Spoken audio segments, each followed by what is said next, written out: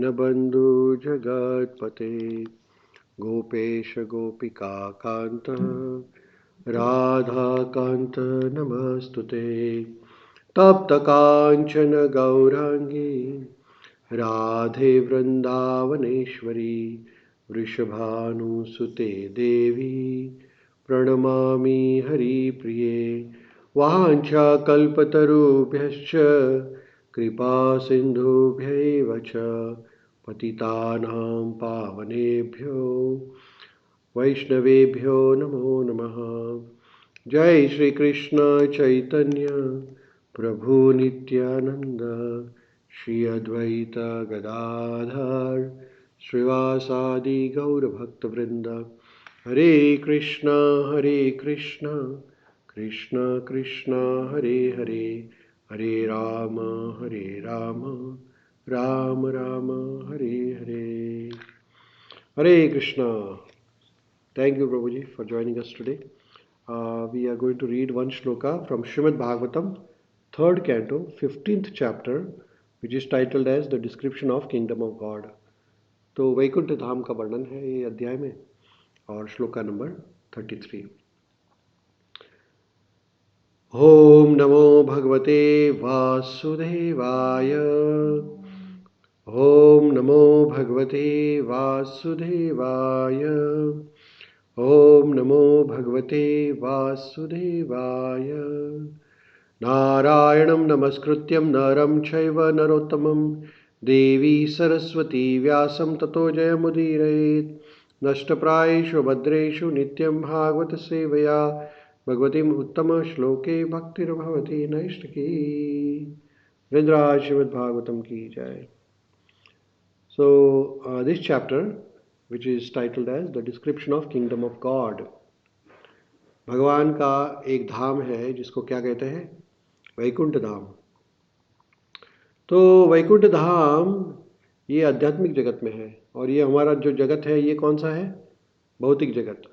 तो भौतिक जगत और आध्यात्मिक जगत ये दो अलग जगहें हैं। भौतिक जगत में हमारे सबके शरीर अलग अलग है, आपका शरीर अलग है, मेरा अलग है, किसी और का शरीर अलग है। लेकिन आध्यात्मिक जगत में सबके शरीर भगवान के समान रहते हैं, चतुर्भुजधारी। जैसे भगवान का जो स्वरूप है वैसा ही श्याम सुंदर, सब लोग भगवान के जैसे ही दिखते हैं, सारूप्य। और वैकुंठ जगत में हर एक व्यक्ति चिरंजीव है, यानी क्या, तो कोई मृत्यु नहीं है, जन्म मृत्यु का चक्र नहीं है। यहाँ आध्यात्मिक जगत में कोई जन्म मृत्यु का चक्र नहीं है। भौतिक जगत में जन्म मृत्यु का चक्र चलते रहता है ना, पुनरअपि जन्म पुनरअपि मरण। तो हमारा जो जीवन है, ये जो जीवन में जो भी हमें हमारे पास है वो क्षणभंगुर है, यानी रूप स्वरूप जो शक्ति पावर जो भी है वो कुछ दिन के लिए फिर खत्म हो जाएगा। लेकिन आध्यात्मिक जगत में ऐसा नहीं है। आध्यात्मिक जगत में जो भी है वो चिरंजीव है। तो एक बार क्या हो गया कि पूरी सृष्टि में अंधेरा छा गया। तो सभी देवी देवता ब्रह्मा जी के पास गए और ब्रह्मा जी को कहा कि हे प्रभु, ये सूर्य का प्रकाश भी कम हो गया है, सब जगह अंधेरा हो गया है, इसका कारण क्या है, हमें कुछ दिखाई नहीं दे रहा है सब कुछ। तो ब्रह्मा जी जो सभी देवी देवताओं के लीडर है, उनके पिताजी है, ब्रह्मा जी ये सभी जीवों के पिता है, परम पिता। तो सभी लोग ब्रह्मा जी से आते हैं ना, सभी देवी देवताओं का भी निर्माण ब्रह्मा जी से होता है। तो सृष्टि का जो निर्माण का कार्य है वो ब्रह्मा जी को दिया गया है। तो सभी देवी देवता ब्रह्मा जी के पास गए कि अरे एकदम अंधेरा कैसे छा गया। तो तब ब्रह्मा जी ने एक कथा बताई, कहा कि ये जो अंधेरा है इसका मेन कारण है दीति और कश्यप मुनि। इनके एक दीति के, ये जो इनकी शादी हो गई थी दीति और कश्यप मुनि, और दीति के गर्भ में दो बालक थे, वो थे हिरण्याक्ष और हिरण्यकश्यप।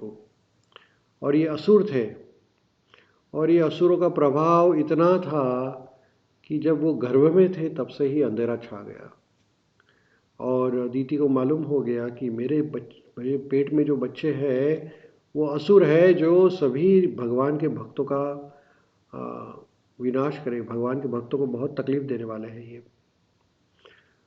तो जब दीति को ये मालूम हो गया तो दीति एकदम डर गई कि मेरे बच्चे ऐसे कैसे होने वाले हैं, असुर होने वाले हैं। और तब ब्रह्मा जी ने बताया कि ये जो 2 बच्चे हैं इनकी कथा मैं बताऊं कि ये जो बच्चे उनके गर्भ में कैसे गए। तो 4 कुमार, चतुष कुमार एक बार घूमते घूमते भौतिक जगत से आध्यात्मिक जगत की ओर चले गए, और जब ये 4 कुमार आध्यात्मिक जगत में वैकुंठ धाम में गए तो वैकुंठ धाम में उन्होंने देखा कि वैकुंठ धाम के सभी जो वासी थे उनका जो लक्षण था, गुण था, क्वालिटी थे, वो भगवान के समान थे।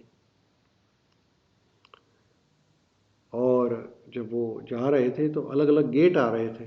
भगवान के धाम जाने के लिए सब गेट को क्रॉस करना पड़ता है। तो वैकुंठ धाम में जब भगवान का धाम है वहाँ पे टोटल 7 गेट्स है। कितने? 7 द्वार है, और कोई साधारण व्यक्ति वहाँ नहीं जा सकता है। तो पहला, दूसरा, तीसरा, चौथा, पांचवा, छठा, जब 7वें गेट तक 4 कुमार पहुंच गए तो उन्होंने देखा कि वहाँ पे 2 द्वारपाल खड़े हैं। उनका नाम क्या है? जय और विजय। ये बिल्कुल भगवान के जैसे दिख रहे हैं, लेकिन वो द्वारपाल ने दरवाजा बंद कर दिया। चतुष कुमार को कहा कि आप अंदर नहीं जा सकते हैं। अब ये 4 कुमार बड़े तपस्वी, विद्वान, भले वो छोटे दिखते हो लेकिन है तो बहुत बड़े साधु संत है। तो चतुष कुमार को जैसे वहां पे रोका गया तो चतुष कुमार ने, उनको क्रोध हो गया कि अरे, भगवान के धाम में कोई भगवान के पास जाने से कैसे रोक सकता है। देखिए, आप मंदिर में आए और वहां पे एक आदमी खड़ा हो जाए कि आप अंदर नहीं जा सकते, तो आप कहेंगे ये कौन आदमी है कि मुझे भगवान से जाने के लिए रोक रहा है। ये तो कोई भक्त नहीं हो सकता है, ये तो भक्त के वेश में कोई बोगस आदमी दिख रहा है ना। कोई कोई भगवान का जो भक्त है वो दूसरों को भगवान की तरफ लेके आता है, ये तो भगवान के पास जाने से रोक रहा है, तो ये भक्त नहीं हो सकता। तो जब चतुष कुमार को क्रोध आया और उन्होंने देखा कि अरे, ये तो कोई बनावटी लोग दिख रहे हैं जो यहाँ पे द्वारपाल पे द्वार पे खड़े हैं, और इनका स्वरूप तो बिल्कुल भगवान के जैसा है लेकिन इनके गुण बिल्कुल भगवान के जैसे नहीं है। तो काफी क्रोधित हो गए, और फिर चतुष कुमार आपस में बात करने लगे। तो वो बातचीत का संवाद यहाँ पे है। तो ये श्लोक में चतुष कुमार एक दूसरे से बात कर रहे हैं, वो कह रहे हैं। श्लोक है, आप मेरे पीछे रिपीट कर सकते हैं। नहि अंतरम भगवतीह समस्तकुक्षा, नहि अंतरम भगवतीह समस्तकुक्ष्वा, आत्मनामात्मनि नभो नभा शिवधिरा, आत्मनामात्मनि नभो नभा शिवधिरा, पश्यन्ति यत्र यवश्योः सुरलिङ्गिनो किम्, पश्यन्ते यत्र युवयोः सुरलिङ्गिनो किम्, व्युत्पादितं हि उदरभेदी भयं यशोऽस्य, व्युत्पादितं हि उदरभेदी भयं यतो हि अस्य। ट्रांसलेशन। चतुष कुमार आपस में कह रहे हैं, in the Vaikuntha world there is a complete harmony between the residents and the Supreme Personality of Godhead, just as there is complete harmony within space between the big and the small skis. Why then there is a seed of fear in the field of harmony? These 2 persons are dressed like inhabitants of Vaikuntha, but where from can their disharmony come into existence? तो चतुष कुमार कह रहे हैं कि आध्यात्मिक जगत में कोई प्रकार का कंपटीशन नहीं रहता है। कंपटीशन यानी जेलसी, मेरे से आगे तू कैसे निकल गया, मैं निकलूंगा आगे तेरे से, ऐसा। तो ये चतुष कुमार को देख के वो दो द्वारपाल थे, जय और विजय, उनको लगा कि अरे इतने छोटे से बच्चे कैसे आ गए वैकुंठ में, ऐसा उनको भास हो गया कि ये बच्चों को खेलने की जगह नहीं है, ये तो वैकुंठ धाम है। और वो बच्चे कैसे थे, जिनको दो हाथ थे। देखिए भौतिक जगत में दोस्तों सबको दो हाथ रहते हैं, है ना। तो ये भौतिक जगत से गए थे, लेकिन इनके पास तपस्या इतनी थी कि सीधे आध्यात्मिक जगत में अपने भौतिक शरीर से पहुंच गए। और जब ये दो द्वारपाल ने चार कुमार को देखा तो कहे अरे ये तो हमारे जगत के लोग नहीं हैं, हमारे जगत के लोग तो चार हाथ वाले हैं। वैकुंठ लोक में उन्होंने कभी, भौतिक जगत के लोग वहां पे नहीं आए थे वैकुंठ लोक में, इसलिए उनको भी मालूम नहीं था कि अरे ये लोग कहाँ से आ गए, है ना। तो वहां पे आध्यात्मिक जगत में हारमोनी यानी क्या, तो सब कुछ एक समान, कोई फर्क नहीं किसी के पास। यानी ऐसा नहीं कि कोई गरीब है, कोई पैसे वाला है, कोई सफ़ेद है, कोई काला है, ऐसा कोई फर्क नहीं। सब लोग भगवान के जैसे सुंदर दिखते हैं। इसको क्या कहते हैं, हारमोनी। तो जब ये सब कुछ हारमोनी यानी एक सरीका दिखना, कोई फर्क नहीं। तो उन्होंने सोचा, चतुष कुमार ने सोचा कि अरे सभी भगवान के जैसे है यहाँ पे, किसी के मन में कोई ईर्ष्या की भावना नहीं है, तो फिर ये दो द्वारपाल हमें कैसे रोक रहे हैं। ये कोई वैकुंठवासी नहीं दिख रहे हैं, ये तो कोई बोगस लोग दिख रहे हैं, ऐसे उनको लगा। तो प्रभुपाद जी यहाँ पे समझा रहे हैं, परपट है यहाँ पे, आप पढ़ेंगे, जोर से पढ़िए। Just as there are different departments in each state in this material world, the civil department and the criminal department, so in the God's creation, there are two departments of existence. As in the material world, we find that the criminal department is far, far smaller than the civil department. So this material world, which is considered the criminal department, is one fourth of the entire creation of Lord. All living in entities who are resident of the material universe are considered to be more or less criminals because they do not wish to abide by order of Lord, or they are against the harmonious activity of God's lord, will. God's will. देखिए अभी देखिए प्रभुपाद जी क्या समझा रहे हैं कि आध्यात्मिक जगत और भौतिक जगत के बारे में थोड़ा विश्लेषण कर रहे हैं प्रभुपाद जी। तो प्रभुपाद जी कहते हैं कि ये भौतिक जगत में जो भी लोग हैं, कौन जो भी लोग हैं, सभी लोग, हम सब, हम लोग कौन है, क्रिमिनल। क्रिमिनल यानी कि जो गुनहगार, जिसने गुनाह किया है। क्या गुनाह किया है, भगवान के नियम का पालन नहीं करने का। जब हम नियम का पालन नहीं करते हैं तो हमें शिक्षा होती है ना, होती है कि नहीं। जैसे कि आप ट्रैफिक का लॉ है, ट्रैफिक का ड्राइविंग का लॉ है, अगर आप ट्रैफिक ठीक से नहीं फॉलो करेंगे तो आपको टिकट मिलेगा, पैसे का दंड भरना पड़ेगा। वैसे ही अगर आपने किसी की हत्या कर दी तो आपको जेल जाना पड़ेगा, चोरी की तो आपको जेल जाना पड़ेगा, है ना। यस और नो, जाना पड़ेगा ना। वैसे ही ये भौतिक जगत एक जेल बना है। ये जेल यानी क्या, तो यहाँ पे हमें पीटने के लिए भेजा गया है, पीटने के लिए। हाँ, कैसे पीटते हैं भगवान हमें, तो माया शक्ति के द्वारा। भगवान की माया शक्ति हमें बार बार बार बार परेशान करती है। कैसे परेशान करती है, तो कभी हमारे मन से, कभी हमारे प्रकृति से, कभी हमारे आजू बाजू के लोगों से परेशानी होती है परेशानी अलग अलग प्रकार की। कभी हमारा मन सोचते रहता है अरे मैं कहाँ आ गया, मैं वहीं ठीक था। हाँ, सोचता है ऐसा मन। फिर वो मन सोचना बंद करता है तो फिर और कुछ चालू हो जाता है कि बहुत ठंडी है, ठंडी का प्रॉब्लम। फिर वो ठंडी का प्रॉब्लम अभी ठीक नहीं हुआ तो कोई बाजू वाला पड़ोसी अड़ोसी परेशान करने लगता है ना। तो ऐसे अलग अलग प्रकार के जीवन में प्रॉब्लम है। ये भौतिक जगत में कोई सुख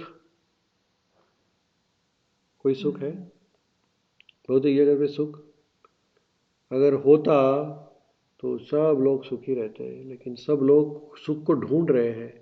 जो इंडिया में है उसको लगता है कनाडा में सुख है, जो कनाडा में है उसको क्या लगता है अमेरिका में सुख है, जो कनाडा से है वो अमेरिका जाने का प्रयत्न करते हैं, है ना। जो अमेरिका में है वो सोचते हैं कि अरे ये सिटी नहीं है, वो दूसरी सिटी ठीक है। सबको भागने का प्रयत्न कर रहे हैं, लेकिन कहीं भी सुख नहीं है। ये भौतिक जगत है, एक कंपटीशन है। किसकी कंपटीशन है? सब सुख की खोज में कर रहे हैं। सुख की खोज यानी क्या? सब लोग ढूंढ रहे हैं कि अरे अमेरिका वाले सोच रहे हैं कि अरे हम यहाँ पे तो आ गए, लेकिन सुख यहाँ भी नहीं है, तो सुख कहाँ चला गया है। तो हमें सबको ऐसा लग रहा है कि यहाँ पे सुख है, लेकिन यहीं पे कहीं भी सुख नहीं है। तो ये जो भौतिक जगत है इसका नाम क्या है? दुखालय। क्या कहा है भगवान ने? दुखालयम अशाश्वतम, यानी क्या? तो ये जो भौतिक जगत का नाम है दुखालय। दुखालय समझते हो? हाँ, जैसे रुग्णालय को, रुग्णालय यानी क्या? रुग्णालय मालूम? मालूम रुग्णालय? हॉस्पिटल को रुग्णालय कहते हैं। रुग्ण यानी पेशेंट। हाँ, जैसे भोजनालय सुना है आपने? भोजनालय यानी भोजन मिलता है। हाँ, वैसे रुग्णालय यानी जहाँ रुग्ण मिलते हैं। रुग्ण यानी पेशेंट मिलते हैं, जहाँ पेशेंट दरिद्र, हाँ, तो जिसको बीमारियां हैं वो। तो वैसे ही ये भौतिक जगत का नाम भगवान ने भगवत गीता में क्या दिया है? दुखालय। इसका क्वालिटी क्या है? अशाश्वतम, यानी कि यहाँ पे जो भी है वो टेम्पररी है, कुछ क्षण के लिए है, फिर लेकिन कैसा है देखिए, जो कुछ क्षण के लिए है वो भी हमें सच लगता है ना। ये भी एक भगवान का। तो यहाँ पे भगवान ने हमें ये जेल में भेजा गया है। भेजा क्यों गया है? तो हमें अलग अलग बीमारी दे दी है भगवान ने। किसी को सर दर्द होता है, किसी को कैंसर हो जाता है, किसी को ब्लड प्रेशर हो जाता है, किसी को डायबिटीज़ हो जाता है ना। और किसी को मानसिक बीमारी होती है। आपको मालूम है, आपने मेंटल पेशेंट देखे कभी? नहीं? आपने पागलों को देखा है? देखिए, पागलों के बारे में बताता हूँ मैं। हमारे एक मित्र है, उनके पिताजी की कथा है, सच में है ऐसा। तो इनके पिताजी बहुत बड़े साइंटिस्ट, पीएचडी, केमिकल इंजीनियर थे, और बहुत इंटेलिजेंट। तो 30 साल पहले उन्होंने कोई बिजनेस चालू किया केमिकल्स का, उनके किसी के साथ पार्टनरशिप में। और बिजनेस अच्छा चलने लगा, बहुत पैसे आने लगे। फिर एक दिन क्या हो गया, उनके पार्टनर ने उनको धोखा दिया और सब पैसा चला गया। जैसे ही पैसा चला गया, इनके पिताजी इतने इंटेलिजेंट, पीएचडी वगैरह थे, लेकिन इनको डिप्रेशन आ गया। और तब से आज तक ये पागल के जैसे घूम रहे हैं, आज तक ठीक नहीं हुए। उनका कभी वो आ, घर में सबको गालियाँ देने लगते हैं, कपड़े चप्पल वगैरह लेके किसी को मारने को दौड़ते हैं, एकदम पागल के जैसा। उनको कुछ समझ में नहीं आ रहा है क्या चल रहा है उनका। रात को उठ के भागने लगते हैं, और सभी डॉक्टर्स को दिखा के हो गया, कितने सारे ट्रीटमेंट दिए। ऐसा नहीं कि उनके पास पैसे नहीं है, गरीब है, ऐसा नहीं, उनके पास सब कुछ है, लेकिन उनकी बीमारी कोई ठीक। कितने साल से बीमार है? 30 साल से, बोलिए। अभी इनको घर वाले हैं, वो भी सोचते हैं कि क्या करेंगे अभी इनका। कोई कि घर वाले हैं तो कोई हॉस्पिटल में तो डाल नहीं सकते, मेंटल हॉस्पिटल में। मेंटल हॉस्पिटल में डाल दिया तो वहाँ पे तो कोई किसी का ध्यान नहीं रखता है। पागलों की दुनिया है ना वहाँ पे, तो सब पागल एक दूसरे को पागल कहते हैं, है ना। तो ये ऐसी दुनिया है। तो यहाँ पे अगर किसी का मेंटल बैलेंस चला गया, देखिए आज तो आपका माइंड ठीक है ना, आपका माइंड भी ठीक है, लेकिन ये मन का कोई भरोसा, मन का भरोसा है? आपके मन का आपको भरोसा है क्या? नहीं है। मन का कोई भरोसा नहीं है। ये मन है ना, बड़ा पावरफुल है। अर्जुन भगवत गीता को पढ़ कहते हैं भगवान को, ये भगवान में ये पवन की दिशा बदल सकता हूँ, लेकिन मन को मैं कंट्रोल नहीं कर सकता। और ये मन कैसे काम करता है? 24 घंटा भागते रहता है। है ना? क्या सोचते रहता है? मैं ये करूँगा, मैं वो करूँगा, मैं ये करूँगा, मैं ऐसा बनूँगा, वैसा बनूँगा। दिन में 60,000 विचार आते हैं हमारे, कितना? और और रात को और 60,000 सपनों में। सपने में भी विचार आते रहते हैं। हाँ, तो हमारे जीवन में 24 घंटे में कितने विचार आते हैं? 1,20,000 विचार रोज आते हैं। अभी साल में, महीने में कितने हो गए? हाँ, 36 लाख से ऊपर विचार हो गए, और एक साल में करोड़ों विचार। तो ऐसा हमारा मन पागल के जैसा भाग रहा है। तो ये मन का बहुत बड़ा प्रॉब्लम है। हमारे जीवन में जितनी भी बीमारियां हैं, उसका मेन कारण मन है। शारीरिक बीमारी का कारण भी मन है। देखिए, कभी हम खाने में ध्यान नहीं रखते, कभी हम हमारे तो जब तपस्या में ध्यान नहीं रखते हैं, तो हमारे सब बीमारियां होती है ना? इसलिए ये भौतिक जगत में ये बीमारियों का ही स्थान है। इसमें कोई ऐसा ये नहीं है, दुख होने वाला है। आज नहीं तो कल दुख आने वाला है। तो भगवान हमें दुख किस लिए देते हैं? कि हम समझ जाए कि ये जगत कोई सुख का स्थान नहीं है। कितना भी सुख लेने का प्रयत्न करो, यहाँ पे कोई भी सुख नहीं है। इस जो चीज़ आपको सुख देती है, आज की तारीख में कौन सी वस्तु आपको सुख देती है? फॉर एग्जाम्पल, मनीष प्रभु, कोई ऐसी चीज़ है जो आपको बहुत आनंद देती है? भगवान का नाम ही है जो परमानेंट, बाकी हाँ, तो मतलब कि कुछ भी करते हैं थोड़ा देर देगा, बाद में फिर ही दुखी देगा।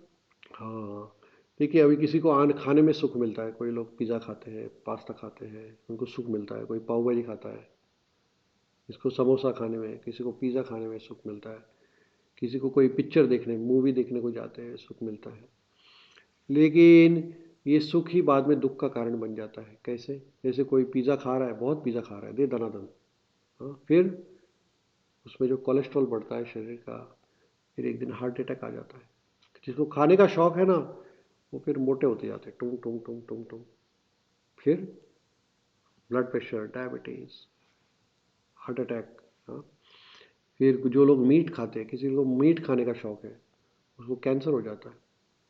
किसी को स्मोकिंग का शौक है, तो उसको भी कैंसर होता है। किसी को ड्रिंकिंग का शौक, अल्कोहल, कोई दारू पीते हैं, तो उनको भी लीवर का प्रॉब्लम होता है। तो ऐसे अलग अलग बीमारियां होती रहती है। तो जो लगता है कि जो सुख देने वाला है, वही दुख का कारण बन जाता है। समझ में आ रहा है? जैसे किसी को बच्चे हैं, उनसे बहुत लगाव है, बच्चों को, माता पिता को, है ना? तो ये माता पिता को लगता है कि मेरे बच्चे ही मुझे सुख देंगे। अभी क्या हो जाता है, जब बच्चा होता है तो माता पिता को बहुत सुख लगता है ना? बहुत आनंद आता है ना? फिर क्या होता है आगे जाके? वही बच्चा दुख का कारण बन जाता है। कैसे? तो वही बच्चा माँ बाप को कुछ गलत काम करता है, या फिर कुछ गलत चीज़ें करता है, तो फिर माँ बाप को बहुत दुख होता है ना? या शादी करने के बाद जब बच्चे का शादी हो जाता है, बेटे का बेटी का, फिर वो बेटा और बेटी के जीवन में जो दुख आता है, तो वो दुख के माता पिता और भी दुखी होते हैं, है ना? तो हमें जितना भी लग रहा है कि जो सुख देगा, वही हमारे, जैसे कि ये शरीर है। हाँ, हमें अभी तो शरीर ठीक है ना? तो अभी तो सुख मिल रहा है शरीर से, लेकिन यही शरीर बहुत दुख देने वाला है। कैसे?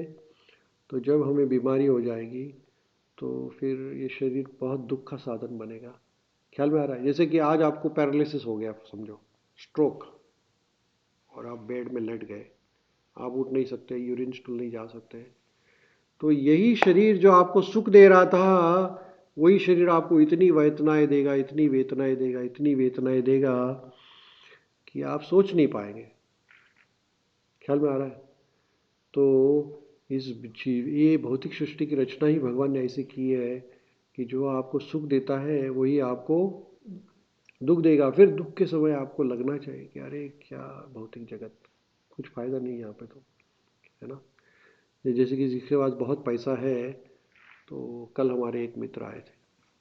हाँ, बहुत पैसे वाले हैं, बहुत पैसे हैं उनके पास, लेकिन उनका प्रॉब्लम क्या है? पैसा कहाँ रखे ही मालूम नहीं पड़ रहा वो। उनको रोज दिन रात चिंता सता रही है कि टैक्स वाले आ जाएंगे, तो इतना सारा कैश कहाँ रखें, ऐसा। तो ऐसे लोग भी हैं दुनिया में। तो यहाँ पे कोई सुख का कारण नहीं है. The principle of creation is that the Supreme Lord, the personality of Godhead, is by nature joyful and becomes many in order to enhance the transcendental joy.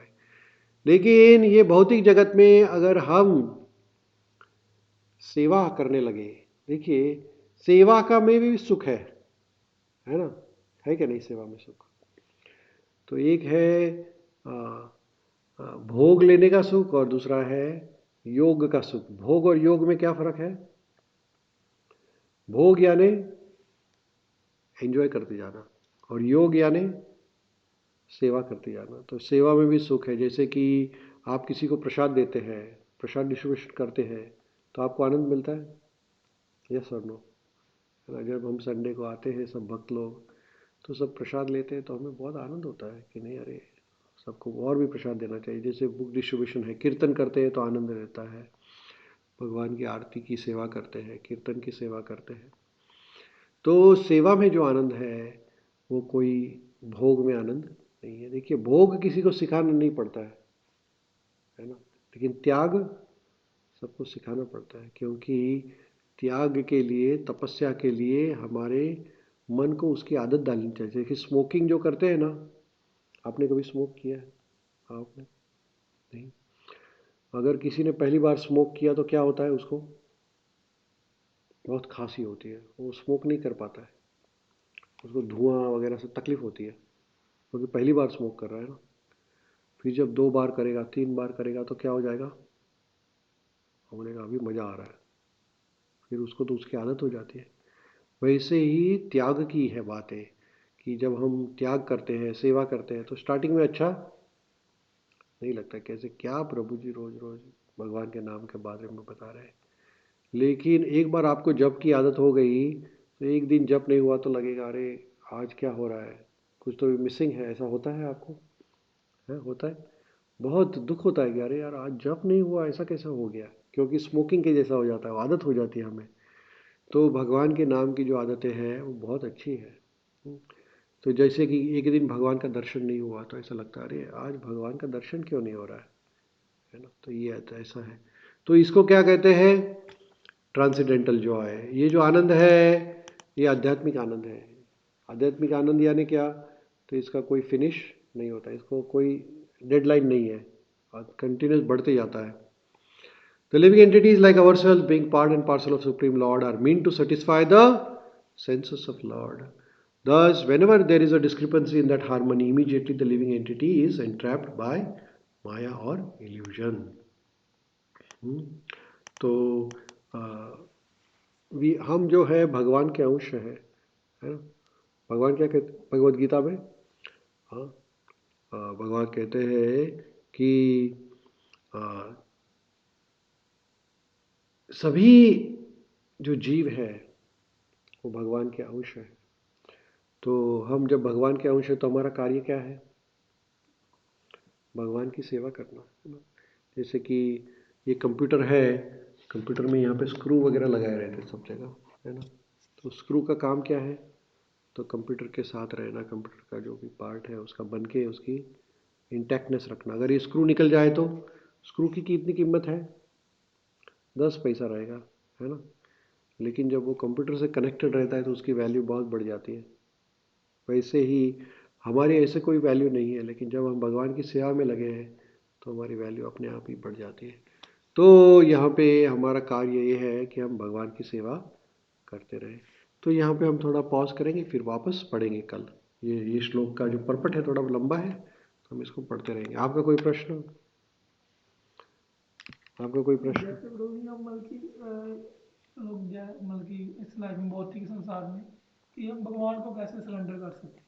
हाँ, कि जैसे कॉलेज भी है, पढ़ना भी, जैसे मैं लेक्चर सुनता तो वो बोलते सब कुछ भगवान को कि पढ़ना भी भगवान के लिए. तो ये नहीं समझ आता कि पढ़ाई कैसे भगवान. पढ़ाई कैसे भगवान के लिए? बहुत बहुत अच्छा प्रश्न है आपका. कि भगवान भगवद गीता में भी कहते हैं कि आप जो भी करें वो मेरे के लिए करें, है ना. तो हम जो भी करें भगवान के लिए कैसे करें? जैसे हम पढ़ाई कर रहे हैं तो हम भगवान के लिए पढ़ाई कैसे करें? तो हम जब पढ़ाई कर रहे हैं तो हमें आंखें किसने दी है? भगवान ने दी है. हमें दिमाग किसने दिया है? भगवान ने दिया है. बुद्धि किसने दी है? भगवान ने दी है. तो जब हम पढ़ते हैं तो हम ये सोचें कि हम जो ये कर पा रहे हैं ये भगवान की कृपा से कर पा रहे हैं, है ना। यही कृष्ण कॉन्शियसनेस है। तो कृष्ण कॉन्शियसनेस यानी क्या कि हम सभी कार्यों का श्रेय भगवान को दें। कि हम खाना बना रहे हैं तो हाथ किसने दिए हैं, भगवान ने दिए। पैर किसने दिए, भगवान ने दिए हैं। तो आप जो भी कार्य कर रहे हैं उसका मेन कारण कौन है, भगवान है। तो बस भगवान को, नाम को स्मरण करते रहे। तो आप जैसे कि पढ़ाई कर रहे हैं तो पढ़ाई के पहले, चालू करने के पहले भगवान का नाम स्मरण करें कि भगवान आपने मुझे जितनी भी फैसिलिटी दी है उसके लिए मैं आपका बहुत बहुत धन्यवाद करता हूँ। और नाम स्मरण के साथ आप भगवान का अपना कार्य करें तो वो भगवान को समर्पित हो जाता है। हाँ, तो ऐसा कुछ ऐसा सेपरेट नहीं है कि आपको कोई सेपरेट कार्य करना है उसके लिए। अभी जो कॉन्शियसनेस है वो आपको ये सोचना है कि मैं पढ़ाई कर पा रहा हूँ, मैं कनाडा आया हूँ, भगवान के आशीर्वाद से मैं आया हूँ यहाँ पे, भगवान ने मुझे हाथ पैर दिए हैं तो मैं कुछ कार्य कर पा रहा हूँ। नहीं तो अगर हाथ पैर ही नहीं तो क्या करेंगे, है ना। तो एटीट्यूड ऑफ ग्रैटिट्यूड इसको कहते हैं कि एक प्रकार का कृतज्ञता भाव कि हे प्रभु आपने ही सब कुछ दिया है, तो ये सब आपका ही है, मेरा कुछ नहीं है इसमें। अभी मैं पढ़ाई तो कर रहा हूँ लेकिन इसमें फल मिले, सफलता मिले, निष्फलता मिले, कोई फर्क नहीं पड़ता है। मैं तो सिर्फ आपका सेवक हूँ। मैं यहाँ पे सिर्फ और सिर्फ आपका नाम कर लेते रहूँगा और जो मेरा कार्य है वो करते रहूँगा। तो 100% हमें पढ़ाई करना है लेकिन भगवान के नाम का स्मरण करते वक्त तो क्या है, तो पढ़ाई इतनी भी ना हो जाए कि हमारा भगवान का नाम छूट जाए, है ना। तो ये इम्पोर्टेंट है। तो पढ़ाई में बाकी सब करें, पढ़ाई करें लेकिन साथ साथ में भगवान के नाम का स्मरण भी करें, है ना। तो ये कृष्ण कॉन्शियसनेस है। ख्याल में आ रहा है? Does that help? जी। आपका कोई प्रश्न नहीं? तो यहाँ पे हम विश्राम करेंगे। नंदराज श्रीमद् भागवतम की जय, श्रील प्रभुपाद की जय, गौर प्रेमानंद हरि हरि।